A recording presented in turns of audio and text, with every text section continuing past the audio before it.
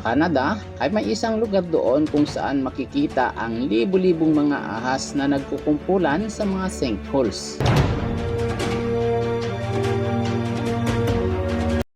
Sa sobrang dami nila, nakakakilabot itong pagmasdan at tila ito'y naging mistulang isang dagat ng spaghetti. Ang kakaibang pangyayaring ito ay makikita sa nurse snakes din sa Manitoba, Canada.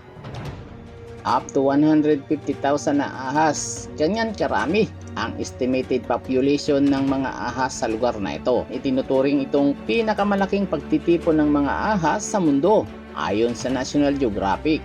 Ang mga ahas na ito'y tinatawag na garter snake. Sa malayuan ay parang hindi ganun karaming ahas ang nasa hukay, pero nung mag-zoom in ay bumungad ang napakaraming garter snake.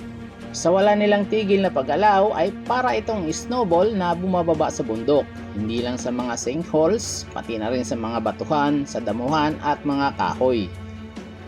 Kahit siguro ako nakasuot ng sapatos at balot ng balot ang katawan, ay nakakatakot pa rin maglakad na pinapalibutan ng ganito karaming ahas. Ganito naman ang itsura ng mga baby garter snakes. Ano kaya ang dahilan? Bakit napakaraming garter snake ang pumupunta partikular na sa lugar na ito? Ang partikular na ahas na ito ay tinatawag na red-sided garter snake, isang subspecies ng napakalawak na garter snake genus. Ang mga garter snake ay matatagpuan sa buong North America, mula sa Northwest Territory ng Canada hanggang sa Chihuahuan Desert ng Mexico. Sila ay naninirahan sa iba't ibang environment mula sa rainforest ng British Columbia hanggang sa mainit na disyerto ng American Southwest. Karaniwan silang may bigat na 150 grams at may 1 metro naman ang haba, pero ang mga matatanda ay maaring lumagpas pa rito. Sa Manitoba, Canada, partikular na sa nurse snake dens, nagaganap ang isa sa pinakakamanghamanghang natural na phenomena, ang pinakamalaking pagtitipon ng mga ahas sa buong mundo. Sa lugar na ito, ang populasyon ng mga garter snake ay naglalaro sa 75,000 to 150,000 ayon sa Canadian Geographic. Tuwing winter, ang mga ahas na ito ay nagtatago sa malalalim na limestone sinkhole upang makaligtas sa matinding taglamig. Ang prosesong ito ay tinatawag na brumation, isang estado na parang hibernation. Sa loob ng maraming buwan, libu-libong garter snake ang nagsisiksikan sa mga butas na ito.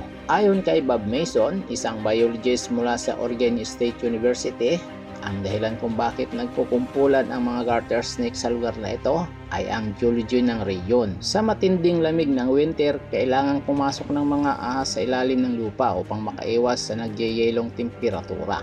Dahil sa kakaibang instruktura ng limestone bedrock sa Narcissus, nabubuo ang mga natural na sinkhole na nagsisilbing ligtas na tirahan ng mga garter snake. Pero dahil kakaunti lang ang ganitong klaseng tirahan, lahat ng garter snake sa isang lugar ay nagtitipon sa ganitong den site sa kanilang region. Kaya nagmumukha silang isang dagat ng gumagalaw na spaghetti na nagkukumpulan partikular na sa sinkhole. Kapag dumating na ang tagsibol o spring, lalabas ang mga ahas mula sa kanilang pinagtataguan. At dahil ito rin ang mating season, nagsisimula ang isa pang kakaibang eksena, ang tinatawag na mating bulls. Pero paano nga ba nalalaman ng mga male garter snake kung sino-sino ang mga babaeng ahas? Ito ay dahil sa pheromones. Ang mga babaeng garter snake ay naglalabas ng isang espesyal na amoy na tinatawag na pheromones. Ito ang nagsisilbing signal sa mga lalaking ahas. Kapag naamoy ito ng mga male garter snake, mabilis silang nagkukumpulan. Dahil kakaunti lang ang mga babae, kadalasan 10 hanggang 100 ang nag-aagawan sa isang babaeng ahas. At dahil dito, nagkakaroon ng mating balls kung saan nagbubuhol-buhol ang mga ahas at minsan ay gumugulong pa pababa ng burol. Bagamat matindi ang kompetisyon sa pagitan ng mga lalaking garter snake, wala silang dominance hierarchy. Ibig sabihin, walang teritoryo o awayan. Mababait sila sa tao at hindi nangagagat kahit hawakan. Pero kahit hindi sila agresibo, may mga paraan sila sa pagdepensa sa sarili. Kapag sila ay nabigla o natakot, maaari silang tumuklaw.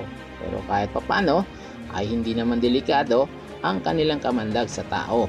Ayon sa National Geographic, Ang mga garter snake ay itinuturing na non-venomous snake. Kung talagang sobrang stress sila, naglalabas sila ng bodily fluid na kasing baho ng dumi. Bukod dito, hindi gaya ng ibang ahas na nangingitlog. Ang garter snake ay nanganganak ng hanggang 40 live baby snake sa isahang bisis lang. Sa kasamaang palad, noong taong 2000, tinatayang bumagsak sa halos kalahating populasyon ang mga garter snake dulot ng sobrang lamig ng panahon, road accident at pest control.